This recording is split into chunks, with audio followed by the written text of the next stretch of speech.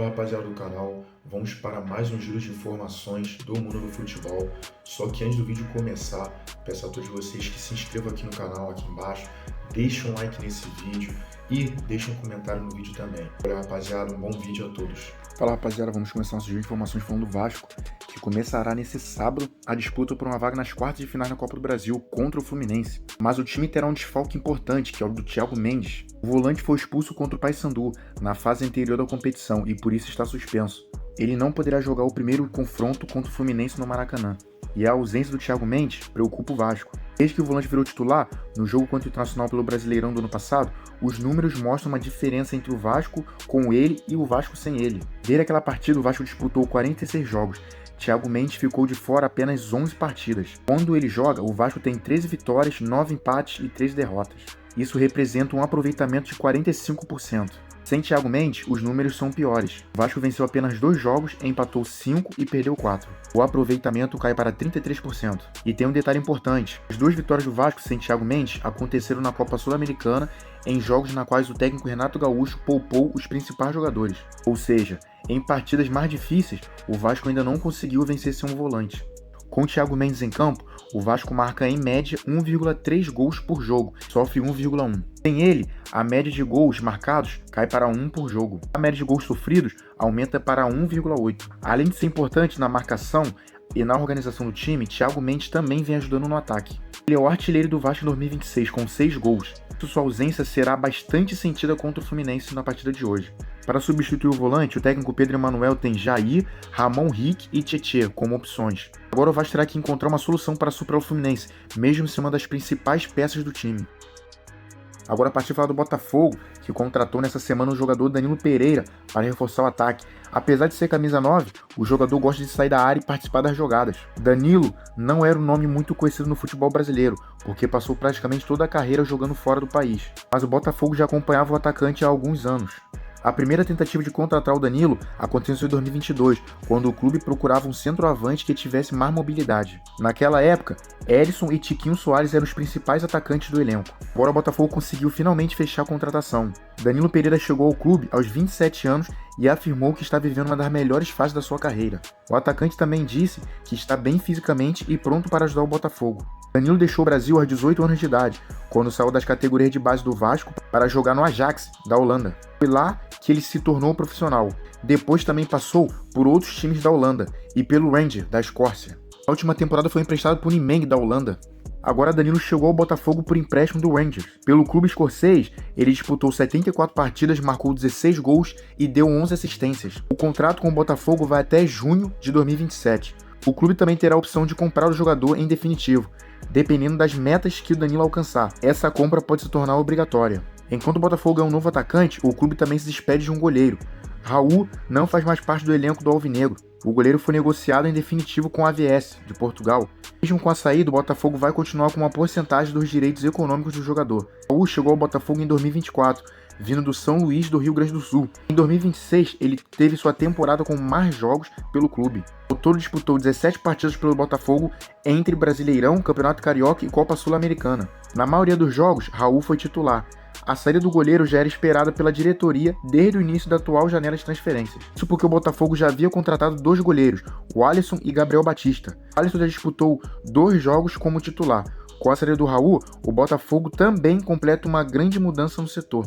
Neto, que já foi titular da equipe, rescindiu o contrato com o clube. Já Léo Link foi emprestado ao time de Portugal, Estrela. Agora o Botafogo segue se preparando para os próximos compromissos. O time volta a campo no sábado, dia 8 de agosto, contra o Fluminense, pelo Campeonato Brasileiro. Agora partindo a falar do Flamengo, que acredita estar perto de fechar a contratação do jogador Thiago Almada. A diretoria espera ter uma resposta definitiva nos próximos dias, para poder avançar também em outras negociações. Neste momento, Almada é a principal prioridade do Flamengo. O clube está tentando acertar os últimos detalhes diretamente com o jogador e seus representantes. Depois disso, o Flamengo pretende finalizar a negociação com o Atlético de Madrid. As conversas avançaram nos últimos dias e o clube acredita que pode ter uma resposta entre segunda e terça-feira da próxima semana.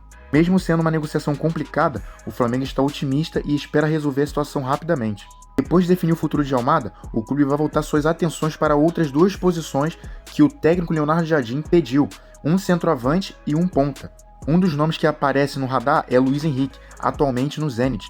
O atacante também disputou a Copa do Mundo pela seleção brasileira. Porém, o Flamengo ainda não fez uma proposta oficial por Luiz Henrique. A diretoria primeiro quer resolver a negociação por Almada. Isso porque as duas contratações podem exigir um investimento muito alto. Por esse motivo, pessoas dentro do Flamengo consideram difícil que o clube consiga contratar os dois jogadores. O Zenit também não deve facilitar a saída de Luiz Henrique. O clube russo espera receber cerca de 30 milhões de euros, aproximadamente 176 milhões de reais. Mesmo assim, o Zenit pode aceitar diminuir o valor caso outro jogador seja incluído na negociação. O Flamengo já sabe dessas condições e acompanha a situação. A diretoria também sabe que precisa ter cuidado com os gastos. O clube não quer fazer investimentos muito altos e acabar prejudicando futuras contratações. Sem conseguir uma venda importante, o Flamengo precisa buscar alternativas como pagamentos parcelados e condições melhores nas negociações. Antes, o clube também estava analisando pontas e centroavantes menos conhecidos. A possibilidade de contratar Luiz Henrique e a demora na negociação por Almada mudaram os planos. Por enquanto, não existe nenhuma negociação avançada com Luiz Henrique. O Flamengo apenas acompanha a situação e espera primeiro resolver a contratação de Thiago Almada. Agora vamos finalizar falando do Fluminense, que terá um jogo muito importante nesse sábado, como eu já tinha dito, contra o Vasco pela Copa do Brasil. O clássico será o primeiro jogo das oitavas de final e pode ser decisivo para o futuro do time na competição. O Fluminense chega para essa partida pressionado. Desde a volta da pausa da Copa do Mundo, o time disputou 3 jogos e empatou todos. No último jogo contra o Bahia, o Fluminense ficou no 0-0 e ouviu várias críticas da torcida. O técnico Luiz Zumbeldía também foi bastante cobrado. Mesmo com a pressão, Zumbeldía disse que está acostumado com momentos difíceis no futebol. O treinador afirmou que o mais importante é continuar focado nos objetivos do clube. Segundo ele, o Fluminense quer chegar às fases finais da Copa do Brasil e da Libertadores. No Campeonato Brasileiro, a intenção é continuar entre os primeiros colocados. Zumbeldía também explicou que o calendário brasileiro é muito pesado. São muitos jogos e pouco tempo, o que faz os times passarem rapidamente para momentos bons e ruins. O treinador lembrou que uma equipe pode ganhar vários jogos seguidos e logo depois perder algumas partidas. Quando isso acontece, a pressão aumenta rapidamente.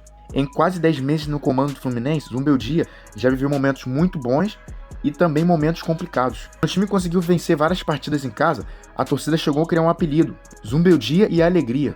Mas depois vieram resultados ruins. O Fluminense foi eliminado na semifinal da Copa do Brasil, perdeu a final no Campeonato Carioca e teve dificuldade na fase de grupo da Libertadores. Com isso, as críticas ao treinador aumentaram.